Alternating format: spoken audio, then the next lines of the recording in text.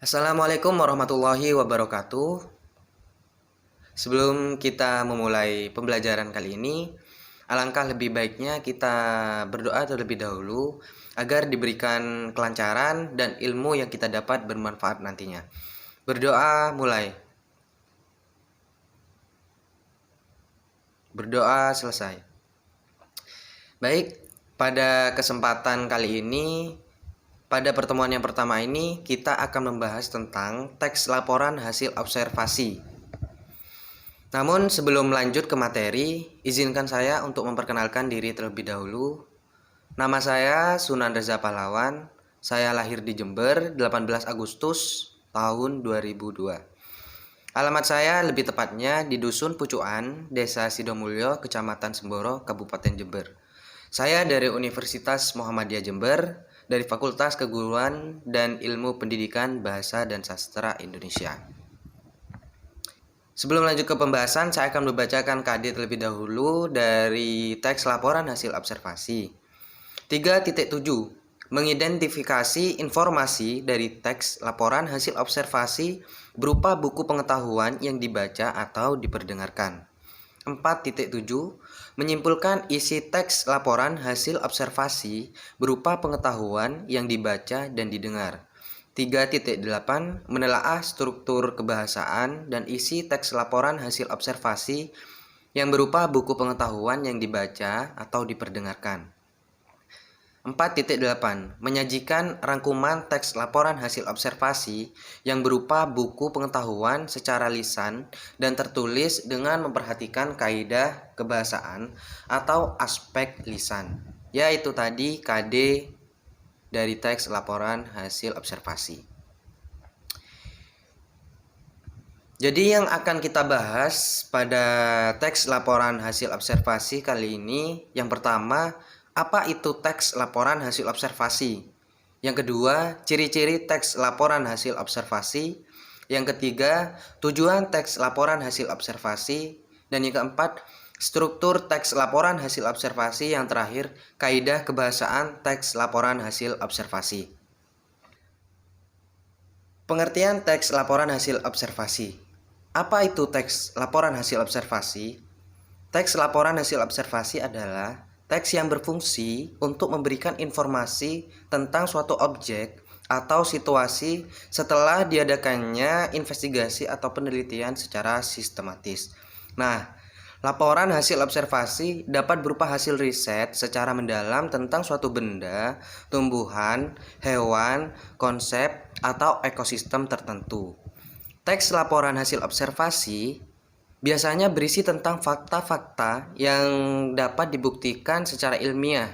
Tujuannya adalah untuk mendapatkan informasi dan penjelasan rinci mengenai suatu hal dari sudut pandang keilmuan kepada pembaca.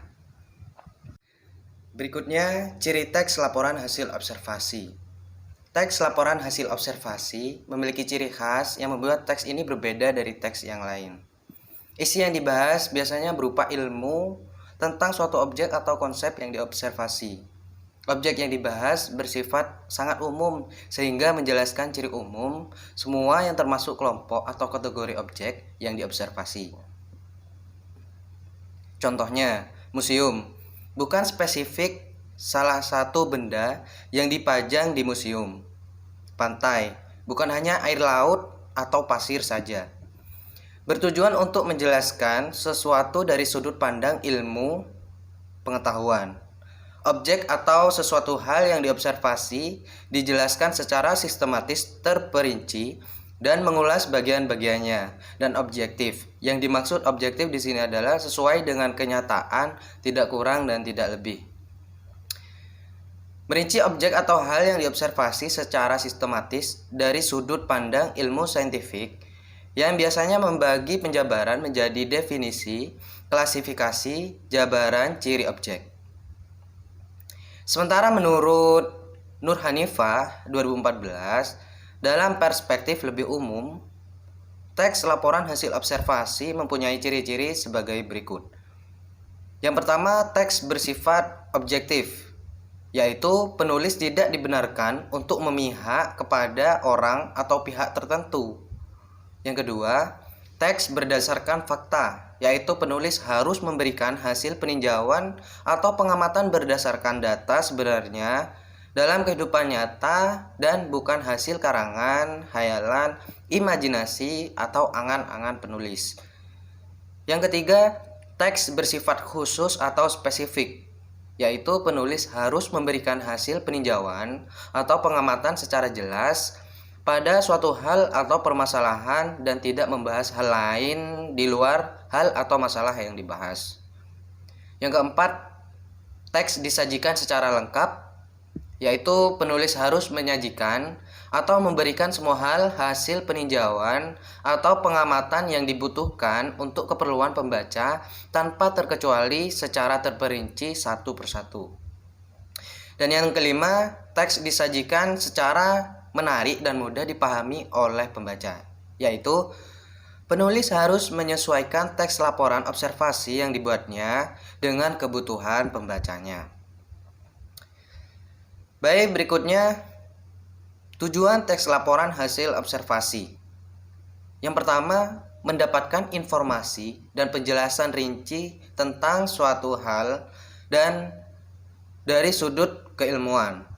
Yang kedua, menyampaikan segala hal yang diperlukan berdasarkan hasil peninjauan atau pengamatan secara rinci, sistematis, faktual, dan cermat kepada pembaca. Berikutnya, struktur teks laporan hasil observasi. Teks laporan hasil observasi secara umum terdiri dari pernyataan umum, deskripsi bagian, dan simpulan. Yang pertama, pernyataan umum atau definisi umum. Bagian ini memuat definisi, kelompok, kelas, keterangan umum, dan berbagai informasi tambahan mengenai subjek yang telah diobservasi. Pernyataan umum dapat berisi informasi umum mengenai nama Latin, hewan, asal-usul tanaman, jenis kelompok, dan sebagainya. Ciri kebahasaan yang digunakan pada bagian ini biasanya menggunakan istilah khusus dalam bidang tertentu. Sementara itu, definisi akan banyak menggunakan kata adalah dan merupakan. Penggunaan kata yang sebagai pembeda juga akan banyak ditemukan dalam kalimat definisi. Yang kedua, deskripsi bagian merupakan perincian bagian-bagian yang membentuk kesatuan hal yang dilaporkan. Misalnya, jika binatang mencakup ciri fisik, habitat, makanan, dan perilaku. Sementara itu, perincian pembagian-bagian tumbuhan dapat berupa ciri fisik bunga, akar, buah, dan sebagainya. Perincian manfaat seperti kandungan nutrisi pada buah dapat dipaparkan juga pada bagian ini. Jika yang dilaporkan berupa objek, maka deskripsi bagian berisi klasifikasi objek dari berbagai segi dan deskripsi manfaat suatu objek hingga sifat-sifat khusus objek. Ciri bahasa bagian ini menggunakan kata khusus dan kalimat-kalimat yang menjelaskan atau merinci. Deskripsi bagian juga menggunakan istilah dalam bidang ilmu seperti fotosintesis, simbiosis, dan sebagainya. Kalimat wajib menggunakan kata baku dan kalimat efektif. Kata sambung yang sering digunakan adalah yaitu dan selain itu, di samping itu, dari segi. Dan yang ketiga, yaitu simpulan. Biasanya simpulan berisi ringkasan umum mengenai hal yang dilaporkan. Berikutnya, kaidah kebahasaan teks laporan hasil observasi. Secara umum, laporan hasil observasi ditulis dengan menggunakan kalimat efektif, bahasa baku, ejaan, dan tanda baca yang tepat. Laporan hasil observasi akan banyak memuat kata peristilahan khusus seperti dalam biologi, fotosintesis, mikroba, simbiosis, dan sebagainya. Teks laporan hasil observasi juga banyak memuat beberapa jenis kalimat. Yang pertama, kalimat definisi. Kalimat yang mengandung pembatasan cakupan pengertian mengenai suatu hal sehingga menjadi jelas dan nyata. Contohnya, sapi. Sapi adalah hewan ternak anggota suku Bovidae dan anak suku Bovidae. Yang kedua, kalimat deskripsi. Kalimat yang berisi gambaran sifat-sifat benda yang dideskripsikan. Contohnya sapi. Sapi adalah herbivora atau pemakan tumbuhan. Yang ketiga, referensi.